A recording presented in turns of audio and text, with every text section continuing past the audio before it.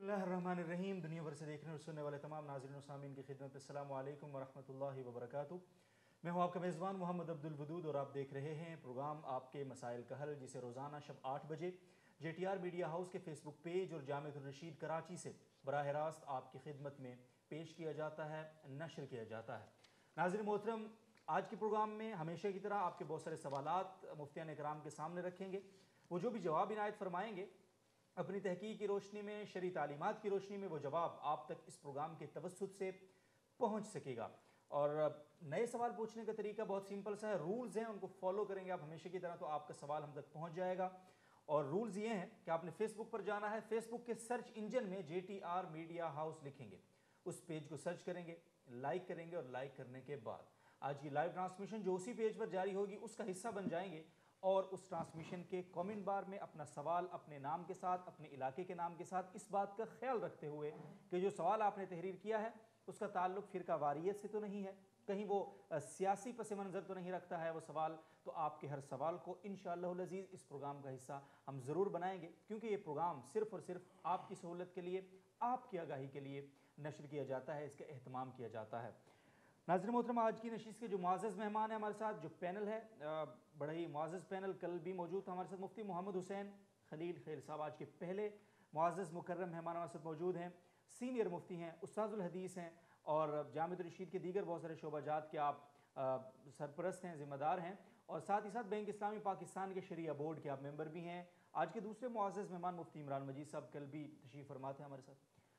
मुआविन मुफ्ती हैं, सीनियर उस्ताद हैं, जामिअतुर रशीद कराची के माहिर मुआशियात हैं, IBA कराची से आपने MS कर रखा है इकनॉमिक्स के अंदर। मैं दोनों मुअज़्ज़ज़ मेहमानों का तहे दिल से मशकूर हूँ प्रोग्राम में तशरीफ़ आवरी के लिए, और मैं आगाज़ करूँगा मुफ्ती मोहम्मद हुसैन खलील खैल साहब से। सर, पहला सवाल है जी मौलवी रियाज साहब का आपकी खिदमत में। कहते हैं जी कि कुर्बानी के मौके पर जब जानवर ज़िबा हो रहे होते हैं तो उन जानवरों के ज़िबा के वक्त की वीडियो बनाकर अपलोड करना सोशल मीडिया पर कैसा है? जैसा कि आजकल आम रिवाज है, ईद वाले दिन हमने भी इसका बहुत मुशाहिदा किया, तो कोई शरई कबाहत तो नहीं है सर? बिस्मिल्लाहिर्रहमानिर्रहीम। तो ये जो मसला है डिजिटल तस्वीर का एक बुनियादी मसला है, जो आज के असर हाज़िर के जो फ़ुक़हा किराम और मुफ्तियान हैं उनके यहाँ एक इख्तिलाफ़ी मसला है। यानी इसमें मुख्तलिफ़ पॉइंट्स ऑफ व्यूज़ है लोगों के। तो कुछ हज़रात तो इसको बिल्कुल एक हराम तस्वीर ही के ज़ुमरे में शुमार करते हैं, तो उनके यहाँ तो कोई गुंजाइश नहीं है। ठीक है। और एहतियात भी ये है कि इसी मौक़िफ़ के मुताबिक अमल किया जाए, ख़ुसूसन जब कोई ज़रूरत भी नहीं है जी। और दूसरा मौक़िफ़ ये है कि ये शीशे में आने वाले अक्स की तरह है, तो जो मंज़र ख़ारिज में देखना जायज़ है वैसे ही बग़ैर तस्वीर के तो वो तस्वीर के ज़रिए भी देखना जायज़ है जी। और तीसरा मौक़िफ़ जो हमारा मौक़िफ़ है जामिअतुर रशीद का, वो ये है कि ऐसी चीज़ें जो डिजिटल तस्वीर है ये तस्वीर की डिफ़िनेशन और तारीफ़ में तो आती है। ठीक है। अलबत्ता जहाँ ज़रूरत के मौक़े है, दावती ज़रूरत है और दूसरी ज़रूरियात है, मुख्तलिफ़ किस्म की दीनी और दुनियावी ज़रूरियात, तो उस ज़रूरत के जो मौक़े है वो फिर इससे मुस्तस्ना होंगे। इसलिए कि जो डिजिटल तस्वीर का मसला है ये 3-4 स्टेजेस में ये मुख्तलिफ ही रहा है। तो इस फ़िक़ही इख्तिलाफ़ की वजह से जो एक मोतबर फ़िक़ही इख्तिलाफ़ रहा है, उसकी वजह से इसकी जो हुर्मत की संगीनी है उसमें इस इख्तिलाफ़ की रूह से काफ़ी कमी आ रही है। तो हुक्म उसका जो बनता है फ़िक़ही हवाले से वो यही है कि ज़रूरत के वक्त और कोई माक़ूल वजह पीछे हो तो उसका इस्तेमाल किया जाए वरना न किया जाए। अब आते हैं ये जो उन्होंने पूछा है कि क़ुरबानी की वीडियो बनाई जाती है, तो मेरे ख़्याल में इसमें कोई नुक्ते वाली बात नहीं है। जो ऐसी चीज़ जो लोगों को मालूम न हो और अब उनको पहुंचा रहे हैं।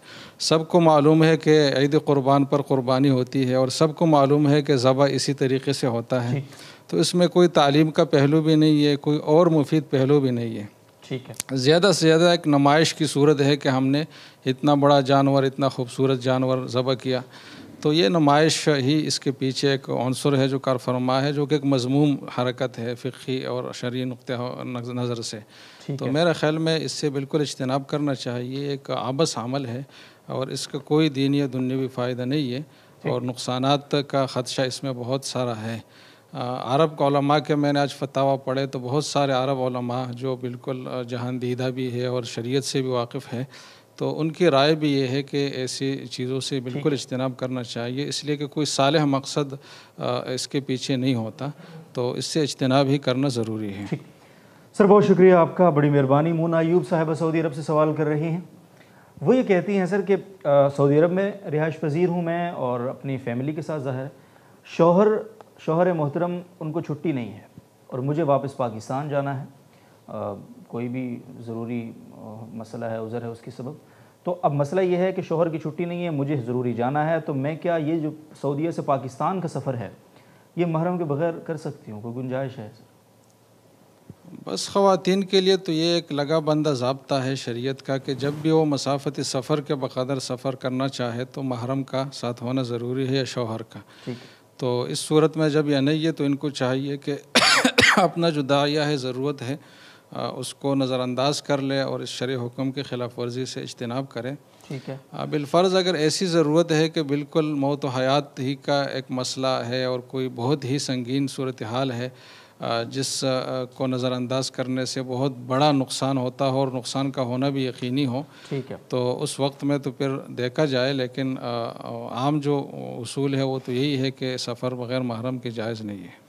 سر بہت شکریہ۔ شاہد میمن صاحب سوال کر رہے ہیں، قربانی کے موقع پر جس طرح یہ مسئلہ بتایا جاتا ہے کہ جانور کو ذبح کرتے ہوئے اس کو قبلہ رخ لٹایا جائے، تو عام دنوں میں جب ہم عام ضروریات کے لیے جانور ذبح کرتے ہیں، شادی بیاہ یا دیگر، تو اس وقت بھی یہ حکم ہوگا کہ جانور کو قبلہ رخ لٹایا جائے؟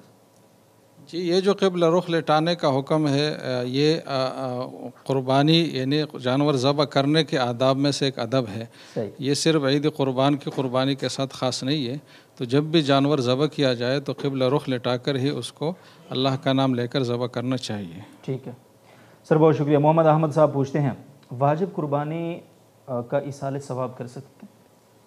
یہ جو مسئلہ ہے کہ فرض اور واجب کا ایصال ثواب ہو سکتا ہے نہیں، تو یہ اختلافی مسئلہ ہے، یعنی اس میں دونوں نقطہ نظر ہے۔ بعض فقہا کہتے ہیں کہ اس کی بھی گنجائش ہے، بعض کہتے ہیں کہ نہیں ہے۔ امداد الفتاوی میں حضرت حکیم الامہ رحمہ اللہ نے فرمایا ہے اور اپنا رجحان اس طرف ظاہر کیا ہے کہ میرے نزدیک احتیاط اس میں ہے کہ ایصال ثواب جو ہے یہ نفل عبادات، خواہ مالی عبادات ہے خواہ جانی عبادات ہے، اس میں کیا جائے۔ جی، باقی جو فرض اور واجب عبادات ہے اس کا ایصال ثواب نہ کیا جائے، یہ حضرت حکیم الامہ کی رائے ہے۔ جبکہ ہمارے حضرت مفتی رشید احمد صاحب رحمہ اللہ کی رائے احسن الفتاوی میں یہ ہے کہ فرائض اور واجبات کا ایصال ثواب بھی کیا جا سکتا ہے، تو کرنے میں تو کوئی حرج نہیں ہے، البتہ احتیاط اس میں ہے کہ نہ کیا جائے۔ ٹھیک، بہت بہت شکریہ۔ ناظرین محترم، آپ کے میں نے جس طرح میں شروع میں انٹرو میں عرض بھی کرتا ہوں، گزارش کرتا ہوں، میں دوبارہ گزارش کر دیتا ہوں کہ بہت سارے دوستوں کی شکایت ہوتی ہے کہ جب آپ کا پروگرام لائیو ہوتا ہے تو ہمیں نوٹیفیکیشن نہیں ملتا ہے اس کا، تو اس کے لیے سہولت کا طریقہ یہ ہے، آسان طریقہ یہ ہے کہ آپ جب پیج کو لائک کرتے ہیں تو لائک کے آپشن کے ساتھ ایک فالو کا آپشن ہوتا ہے، اس فالو کے آپشن پہ جیسے آپ کلک کریں گے تو وہاں مختلف آپشنز دیے ہوئے ہیں، 3 ہوتے ہیں میکسیمم، ان میں سی فرسٹ ایک آپشن ہوتا ہے، تو آپ جب سی فرسٹ پر کلک کر لیتے ہیں تو آپ کو جب بھی اس پروگرام ہمارے J T R media house کی کوئی بھی اپڈیٹ ہوگی، اس پروگرام کے علاوہ بھی، صرف یہ پروگرام ہی نہیں، اس کے علاوہ دیگر بھی اگر کوئی ویڈیو اپلوڈ ہوگی یا پھر کوئی پوسٹ آئے گی یا اور دیگر جو ٹرانسمیشنز ہماری ہوتی ہیں، پروگرامز ہوتے ہیں، جب بھی کوئی ایکٹیویٹی اس پیج پر ہوگی تو آپ کو فوری طور پر نوٹیفیکیشن آ جایا کرے گا۔ تو اس کا بہت سمپل سا بہت آسان سا طریقہ یہ ہے کہ آپ سی فرسٹ پہ کلک ضرور کر لیں فالو کے آپشن پر جا کر، تو انشاءاللہ آپ کو شکایت نہیں ہوگی۔ عبد المجید صاحب کا سوال ہے سر، اور یہ ہم نے بہت سنا ہے اور انہوں نے بھی سنا ہے کہ اگر حج قبول ہو جاتا ہے تو نشانی یہ ہوتی ہے کہ جو شیطان کو کنکریاں ماری جاتی ہیں وہ خود بخود غائب ہو جاتی ہیں، اٹھ جاتی ہیں، تو کیا یہ بات درست ہے؟ حج قبولیت کی نشانی ہے یہ، ایسا ہے؟ جی، اس حوالے سے کتاب ہے مکہ کے فضائل کے حوالے سے، اخبار و مکہ کے نام سے ہے، علامہ فاقہی کی کتاب ہے، تو اس میں کئی ساری روایات منقول ہے جس میں یہ مضمون بیان ہوا ہے کہ جس کا حج قبول ہو جائے تو اس کی جو کنکریاں ہے جمرات کی وہ اٹھائی جاتی ہیں۔ ٹھیک ہے۔ اس میں بہت ساری روایات تو اکثر ضعیف ہے، لیکن اس میں ایک روایت جو حضرت ابن عباس رضی اللہ عنہ کی روایت ہے تو وہ سند جید کے ساتھ ہے، قابل قبول سند کے ساتھ ہے، لہٰذا یہ بات کہی جا سکتی ہے، اس میں کوئی حرج نہیں ہے، اور یہ کوئی بالکل فضول اور غلط بات نہیں ہے، صحیح ہے یہ بات کہنا۔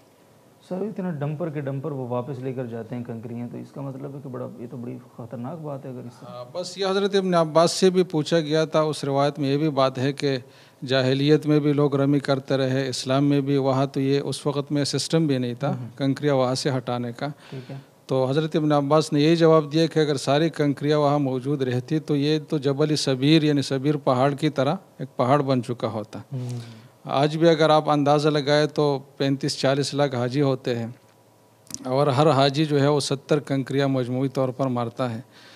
تو اس کا اگر آپ اندازہ لگا لیں تو ایک سال کا جو ہے نا پورا ایک پہاڑ بن جائے گا، جبکہ اتنا پہاڑ وہاں نہیں بنتا.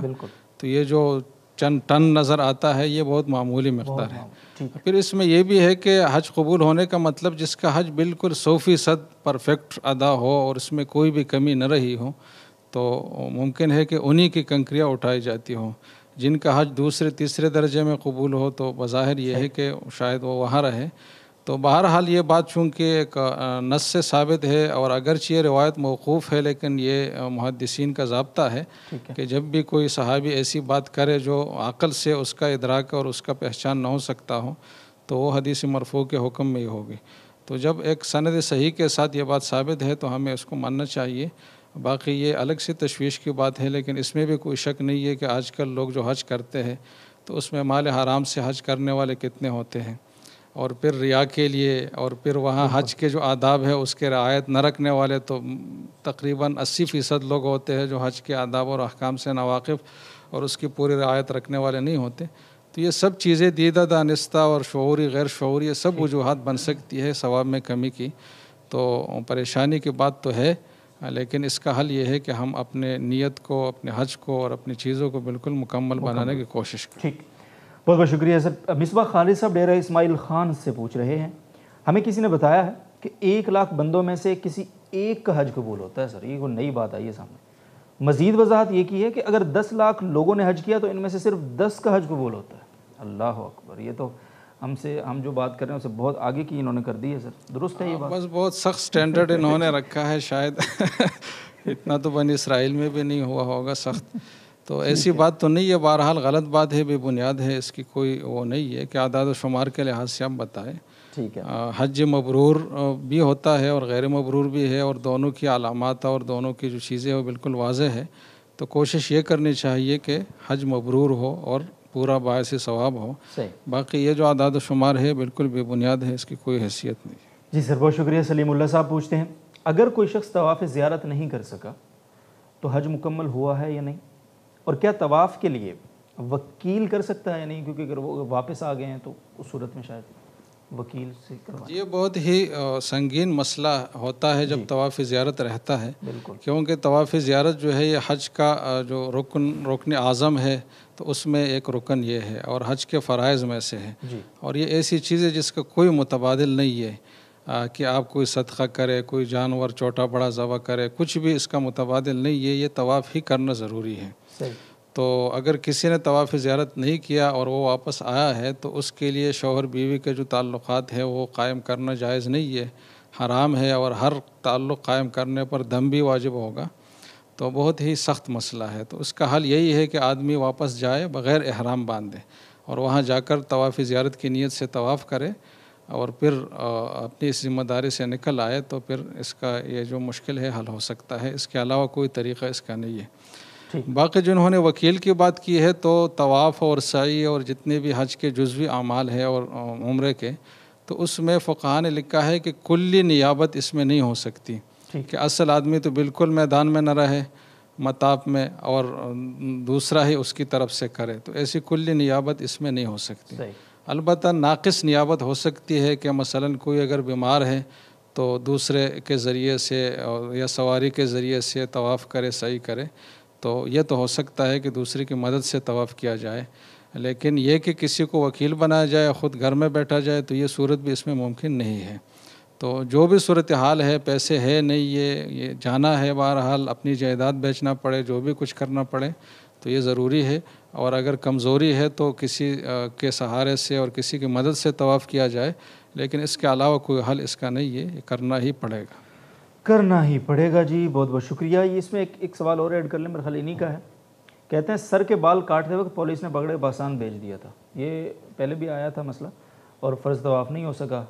تو یہی بس یہی مسئلہ ہے کہ نہیں ہو سکا تو اس کا یہی ہے کہ کرنا پڑے گا جو بھی صورت. جی کسی بھی وجہ سے نہیں ہو سکا، کرنا پڑے گا. بہرحال احمد صاحب انڈیا سے پوچھتے ہیں، مخصوص ایام کی وجہ سے پہلے ہی طواف زیارت کر لیا تو بعد میں بھی کرنا ہوگا یا ہو گیا بس؟ طواف زیارت کی درستگی کے لیے 8 شرائط ہے. اس میں ایک شرط یہ ہے کہ وقوف عرفات کے بعد ہوں، اور دوسری شرط یہ ہے کہ جو یوم النحر ہے، جو عید کے دن ہے 10 ذی الحجہ، اس میں صبح صادق کے طلوع کے بعد یہ طواف ادا کیا جائے.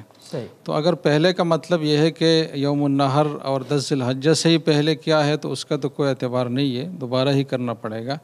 لیکن اگر ان کا مقصد پہلے سے یہ ہے کہ جو آگے 3 عبادات ہے، جمرہ کی رمی ہے، پھر حلق ہے، قربانی ہے، تو اگر اس سے پہلے کی بات ہے تو اس میں پھر کوئی حرج نہیں ہے، کیونکہ طواف زیارت اور باقی جو 3 چیزیں ہیں ان میں جو ترتیب ہے یہ مسنون ہے، مستحب ہے کہ پہلے وہ ہو پھر طواف ہو. اگر طواف اس سے پہلے کیا جائے تو بھی کوئی حرج کی بات نہیں ہے.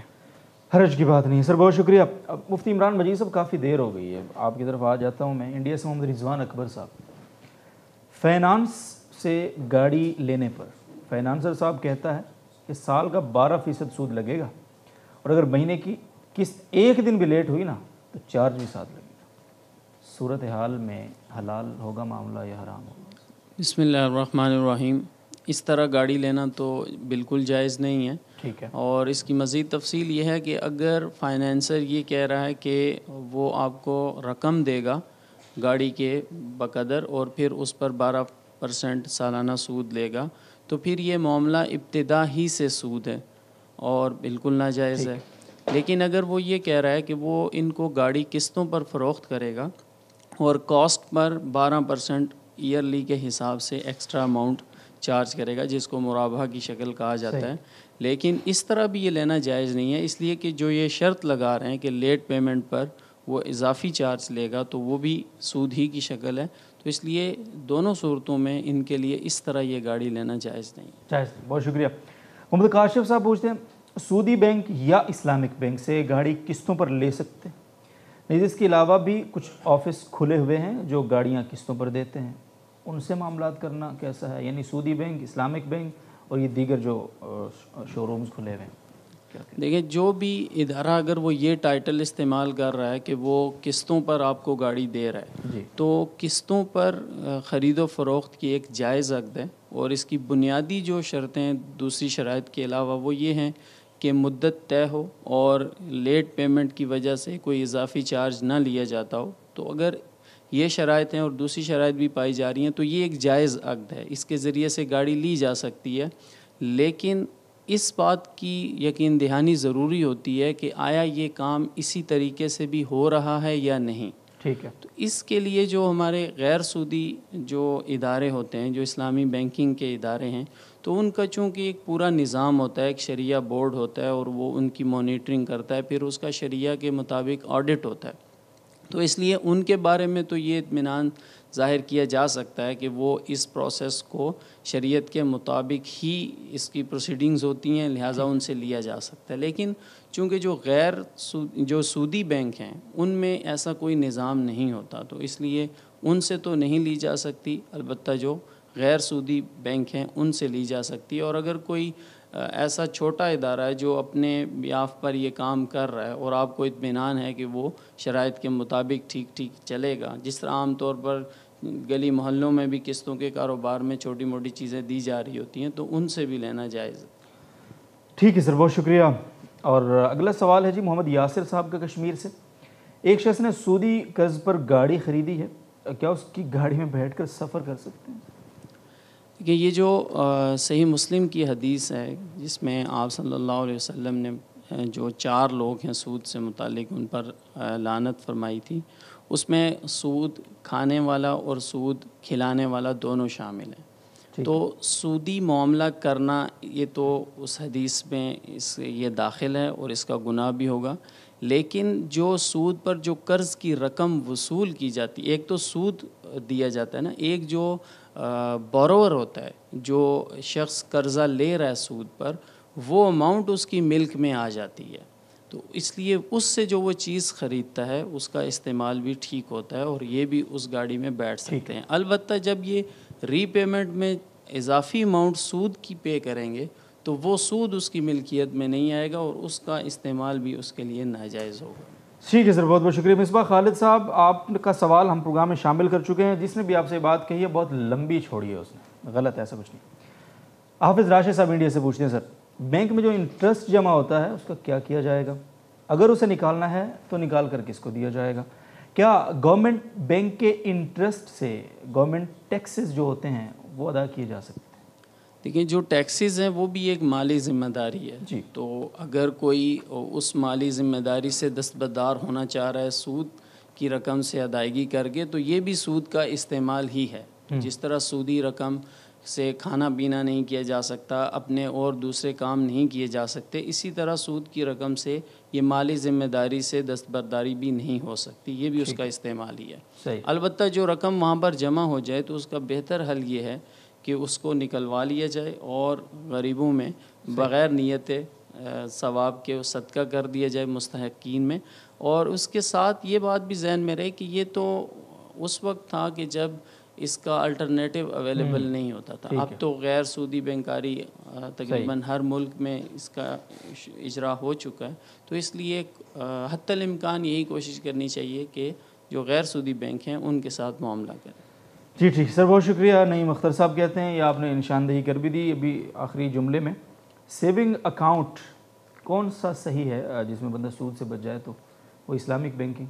جی، غیر سودی بینکنگ میں آپ سیونگ اکاؤنٹ کھلوا سکتے ہیں، لیکن اس میں چونکہ یہ سوال ہمارے پاس تو پوری دنیا سے آ رہے ہوتے ہیں اور ہر ملک کے اندر جو غیر سودی بینکاری کا سیٹ اپ ہے اور وہاں کا جو شریعہ بورڈ ہے یا وہاں کی جو اوپر ان کا جو اسٹیٹ بینک ہے، ان کا جو سینٹرل بینک ہے، جو اس نے رولز اینڈ ریگولیشن سیٹ کیے ہوئے ہیں، ان سب کے بارے میں ہم یقینی طور پر دنیا کے تمام بینکوں کے بارے میں یہ نہیں کہہ سکتے۔ البتہ شرط یہی ہے کہ اگر کوئی شریعت کے مطابق کوئی بینکنگ کسی جگہ ہو رہی ہے تو اس میں سیونگ اکاؤنٹ میں رقم رکھوا کر اضافہ لیا جا سکتا ہے۔ سر ٹھیک۔ ابراہیم صاحب سعودی عرب سے سوال ہے، اسلامک بینک میں سیونگ اکاؤنٹ ہو گیا، ٹھیک ہے جی۔ ہلال صاحب دبئی سے پوچھتے ہیں، میرا اکاؤنٹ ہے جی NBD ایمریٹس بینک میں، انہوں نے آفر کی ہے کہ کریڈٹ کارڈ پر کچھ رقم بغیر انٹرسٹ کے دے رہے ہیں اور 2% پروسیسنگ فیس جو ہے وہ ہم لیں گے، کیا ایسا قرض لینا جائز ہے؟ دیکھیے، سب سے پہلے تو یہ بات ہے کہ کریڈٹ کارڈ خود لینا جائز ہے یا نہیں، کیونکہ کریڈٹ کارڈ جب آپ لے رہے ہوتے ہیں تو اس میں یہ آپ ایگریمنٹ میں یہ بات کہہ رہے ہوتے ہیں اور اس پر آمادگی ظاہر کر رہے ہوتے ہیں کہ اگر میں نے لیٹ پیمنٹ کی تو میں سود ادا کروں گا۔ اس لیے علماء فرماتے ہیں کہ عام حالات کے اندر کریڈٹ کارڈ لینا ہی نہیں چاہیے۔ صحیح۔ البتہ اگر ایسی صورتحال ہو اور بعض کاروبار ایسے ہوتے ہیں اور بعض لوگوں کی ایسی مجبوری ہوتی ہے کہ وہ کریڈٹ کارڈ کے بغیر وہ اپنے جائز مقاصد بھی ان کی پیمنٹ نہیں کر سکتے، اور ڈیبٹ کارڈ سے وہ نہیں ہو سکتی، کیش پیمنٹ بھی نہیں ہو سکتی، تو ایک ہی حل بچتا ہے کہ وہ کریڈٹ کارڈ کو یوز کریں۔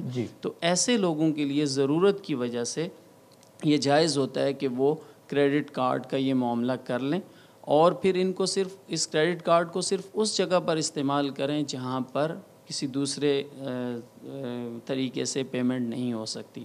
اس لیے اگر انہوں نے اس مقصد سے یہ کریڈٹ کارڈ لیا ہوا ہے اور ضرورت کے تحت لیا ہے اور کسی طریقے سے وہ کام نہیں ہو سکتا، اور پھر ان کو یہ ادارہ اس طرح کا قرض دے رہا ہے کہ جس میں وہ صرف پروسیسنگ فیس لے رہے ہیں، تو پھر ان کے لیے یہ قرض لینا جائز ہے۔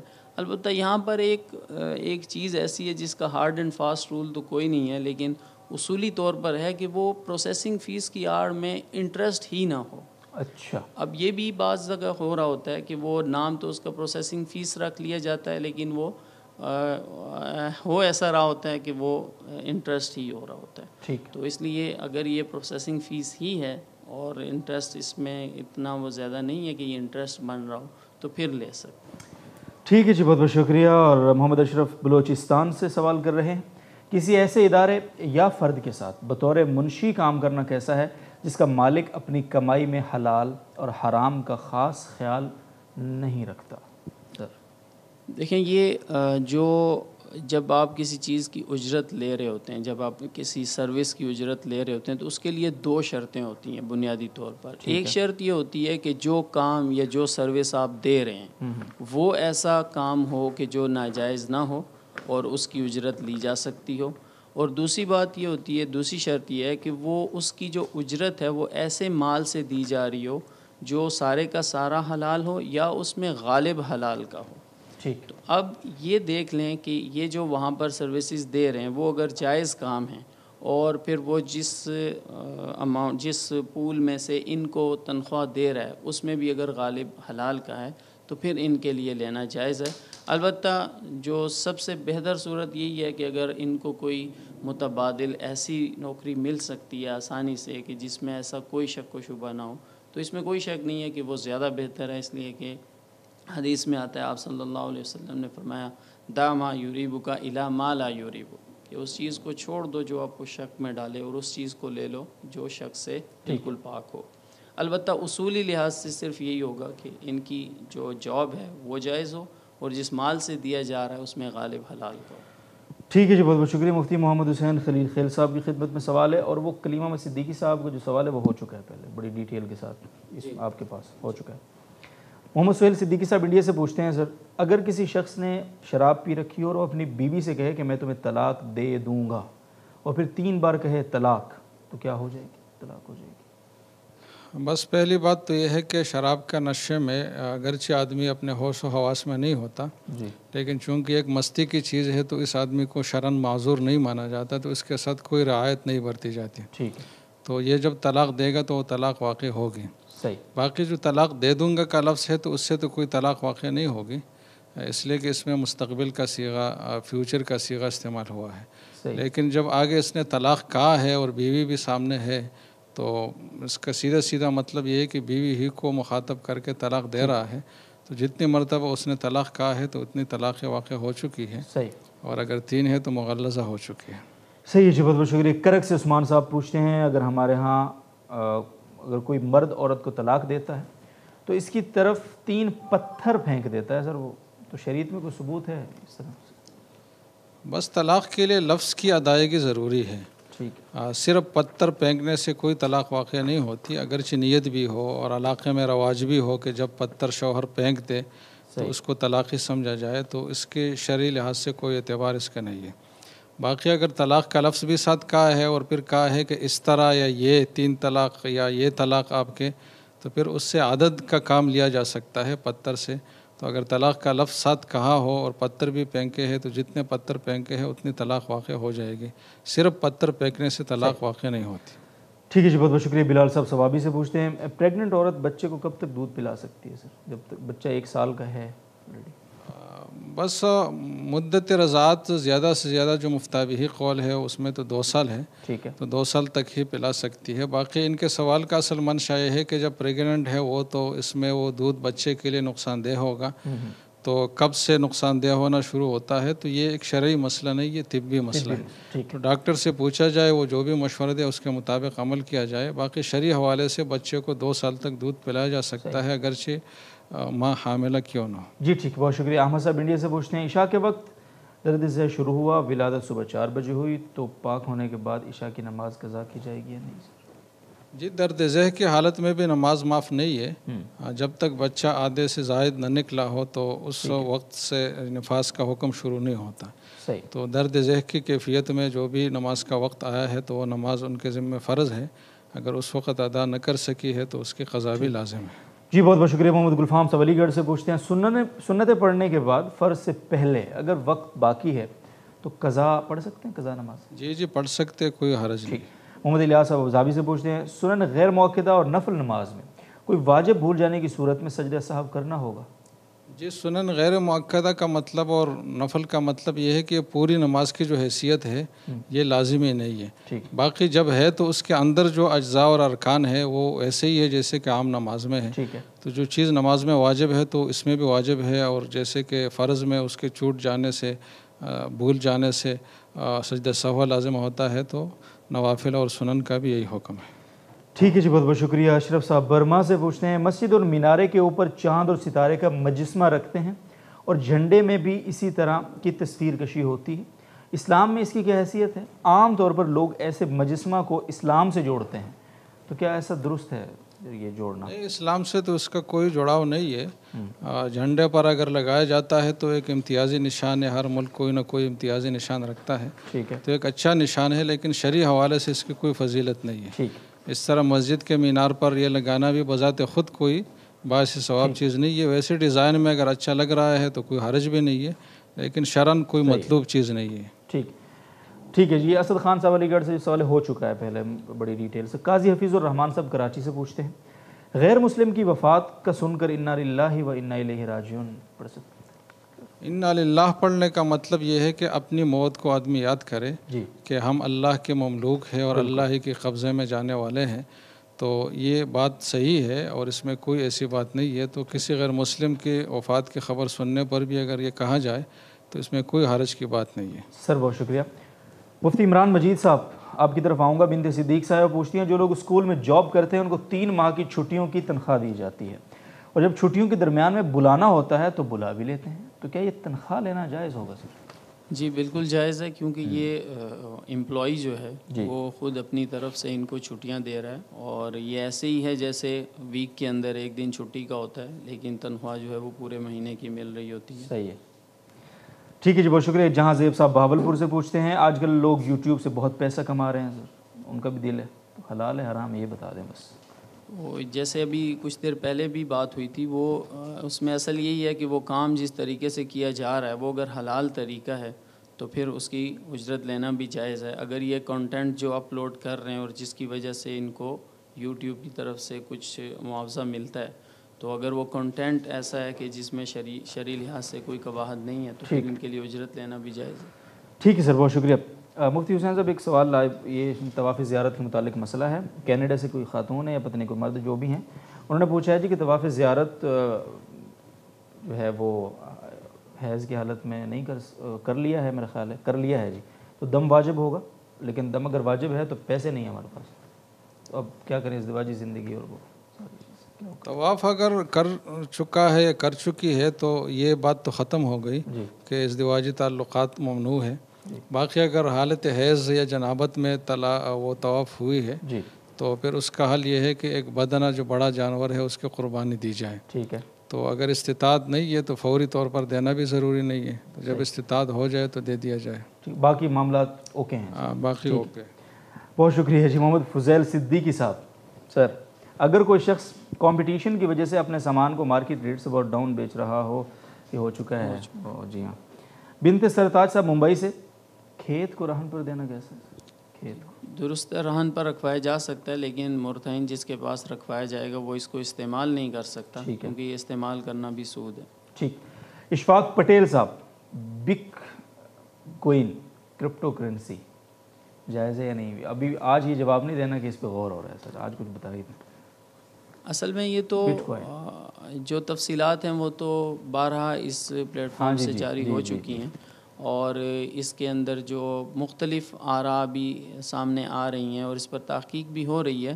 جو میرے ذاتی خیال کے مطابق اس کے اندر ایک بہت بڑا مسئلہ یہ ہے کہ اس کو دنیا کی کسی گورنمنٹ نے بھی لیگل ٹینڈر نہیں دیا، اور بعض لوگ اس کو لیگل ٹینڈر کو پرمیشن کے ساتھ کمبائن کر کے اس سے غلط مطلب نکال لیتے ہیں. بعض لوگ یہ کہتے ہیں کہ فلاں ملکوں میں تو اس سے ٹریڈنگ کی اجازت دی گئی ہے. صحیح ہے. تو یاد رکھیے کہ ٹریڈنگ کی اجازت الگ چیز ہے اور لیگل ٹینڈر الگ چیز ہے. لیگل ٹینڈر کا مطلب یہ ہوتا ہے کہ جب گورنمنٹ اپنی پیمنٹس کو اس کرنسی کے اندر قبول کرنے کی پابند ہو جائے تو وہ لیگل ٹینڈر ہوتا ہے. اور میری معلومات کے مطابق دنیا کی ابھی کسی گورنمنٹ نے یہ نہیں کہا کہ ان کی پیمنٹس بٹ کوئن یا اس طرح کی ڈیجیٹل کرنسی میں ہو سکتی ہے. تو اس لیے اس سے اجتناب ہی بہتر ہے. اس میں اور بھی بہت سارے خدشات ہیں اور اس کی بیک پر کوئی ایسی اتھارٹی بھی نہیں ہے جو لوگوں کے اس ایسٹ کی حفاظت کر سکے. جی ٹھیک سر، بہت شکریہ. سہیل صاحب آپ کا سوال شامل کرنے کے لیے بیٹھے ہیں، آج نہیں تو کل انشاءاللہ ضرور شامل ہوگا، آپ ضرور جڑے رہیں ساتھ ہمارے. واجد صاحب پشاور سے پوچھتے ہیں، اور وہ سوال یہ ہے کہ کوئی گھر خریدے اور اس میں چشمہ ہو، یہ ہو چکا ہے سوال. چشمہ ہو تو کیا وہ بیچنے والے کا ہوگا یا خریدنے والے کا ہوگا؟ نیز کیا خریدنے والا بیچنے والے پر پانی بند کرنے کا حق رکھتا ہے یا نہیں سر؟ دیکھیے جہاں تک چشمے کی ملکیت کا تعلق ہے تو اگر جس گھر کو بیچا گیا ہے یہ چشمہ اس کے احاطے کے اندر ہے جی تو پھر تو یہ چشمہ مشتری کی ملکیت ہوگا. ٹھیک ہے. البتہ جہاں تک اس سے پانی لینے سے روکنے کا تعلق ہے تو ایک حدیث ہے، آپ صلی اللہ علیہ وسلم نے فرمایا الناس شرکاء فی ثلاث ٹھیک ہے، فی الماء والکلاء والنار، جی کہ تین چیزیں ایسی ہیں جس میں لوگ مشترک ہوتے ہیں، اور وہ ایک پانی ہے اور چارہ ہے اور آگ ہے۔ صحیح، تو پانی یہاں پر جو چشمے کا پانی جو قدرتی طریقے سے نکل کر آ رہا ہے، تو جب تک جو زمین کا مالک جو اب مشتری بن جائے گا، خریدار جب اس کا مالک بن جائے گا، تو اگر وہ کسی اپنے برتن میں اس کو لے لیتا ہے پھر تو اس کو منع کرنے کا حق ہے، صحیح ہے، لیکن ڈائریکٹ چشمے سے لینے کے لیے وہ اس کسی بھی شخص کو روک نہیں سکتا۔ ہاں زمین اپنے گھر میں آنے سے روک سکتا ہے، لیکن اس صورت میں پھر اس کو ذاتی استعمال کے لیے، کھانے پینے کے لیے اور ذاتی استعمال کے لیے اس کی ذمہ داری ہوگی کہ یہ پانی اس کو پہنچائے۔ اور اگر یہ پانی چشمے سے نکل کر بہہ رہا ہے اور اس کی جو پریمیسز ہیں اس سے نکل رہا ہے تو پھر یہ مباح پانی ہے، اس کو روکا نہیں جا سکتا، وہ لے سکتا۔ جی ٹھیک سر، بہت شکریہ۔ اب احسان صاحب ٹورنٹو سے پوچھتے ہیں، میں مفتی محمد حسین صاحب کی طرف آؤں گا۔ کہتے ہیں جی غلطی سے یا پھر جان بوجھ کر قادیانی مسجد میں نماز پڑھنا درست ہے؟ ہو گئی نماز، ہو گئی اگر پڑھ لی؟ بس حدیث مبارک ہے کہ جعلت لی الارض کلھا مسجدا وطہورا، تو دنیا میں کوئی ایسا خطہ، کوئی ایسی جگہ نہیں ہے جہاں اگر وہ جگہ پاک ہے تو اس کے باوجود اس میں نماز نہ ہوتی ہو۔ ٹھیک، تو نماز تو ہو جائے گی، البتہ یہ الگ بات ہے کہ ایسی جگہوں سے اجتناب ضروری ہے۔ ایسی جگہ عبادت کی جگہ نہیں، یہ لعنت برسنے کی جگہ ہے، تو ایسی ملعون جگہوں سے اجتناب بہت ضروری ہے۔ البتہ اگر نماز پڑھی ہے تو اس کا اعادہ لازم نہیں ہے۔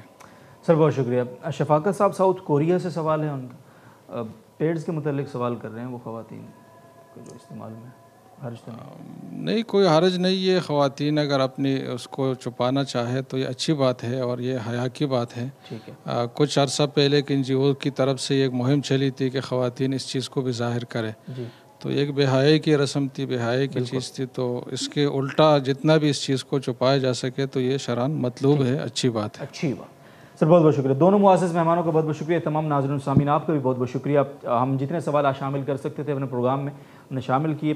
کل آپ سے ملاقات ہوگی۔ آپ کے یہ جو سوالات آج ہم تک پہنچے ہیں انشاءاللہ کل آپ کے تمام سوالات جو ہے وہ ہم پروگرام میں شامل کرنے کی کوشش کریں گے۔ تب تک کے لیے آپ اجازت دیں گے ہمیں۔ اللہ حافظ۔